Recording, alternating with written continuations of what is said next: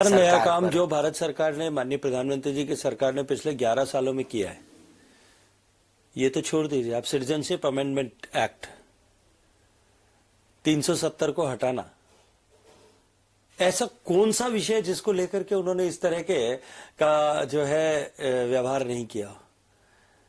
जहां तक विकसित भारत जी राम जी का प्रश्न है, देखिए सबको इस बात को संवेद सर से स्वीकार करना पड़ेगा, देश को और दुनिया को भी,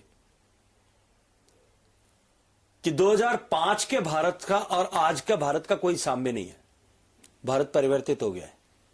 2005 में जब नरेगा की योजना प्रारंभ की गई थी, तब उसकी आवश्यकता और उसका सामाजिक संदर्भ दूसरा था। आज माननीय मोदी जी के नेतृत्व में काम करने वाली सरकार के निर्णयों से, प्रधानमंत्री के पहल पर जिस तरह की योजनाएं देश में प्रारंभ की गई और उन योजनाओं को जिस तरह से धरातल पर उतारा गया, आज 30 करोड़ लोग गरीबी की रेखा से बाहर निकल चुके हैं। ऐसे में एक ऐसी योजना जो निरंतर भ्रष्टाचार का माध्यम बनती जा रही थी, उस योजना को उसी रूप में चलाना क्या आवश्यकता? देश बदल गया, तब योजनाओं के स्वरूप बदलने की आवश्यकता नहीं है।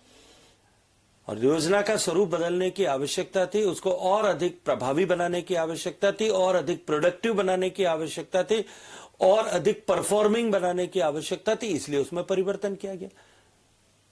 कुछ लोगों को ऐसा लगता है कि जो कुछ हमने शुरू कर दिया था वो तो बस देश में स्थायी है, उसके अतिरिक्त तो कुछ नहीं हो सकता। ऐसी मानसिकता उनको मुबारक हो। हम बदलते हुए भारत और भारत बदलेगा इस संकल्प के साथ काम करने वाले लोग हैं। हम निर्भय होकर के राजनीतिक जो है परिणामों की परवाह किए बिना माननीय नरेंद्र मोदी जी के फैसले लेने की ताकत के आधार पर उनकी टीम में काम करने वाले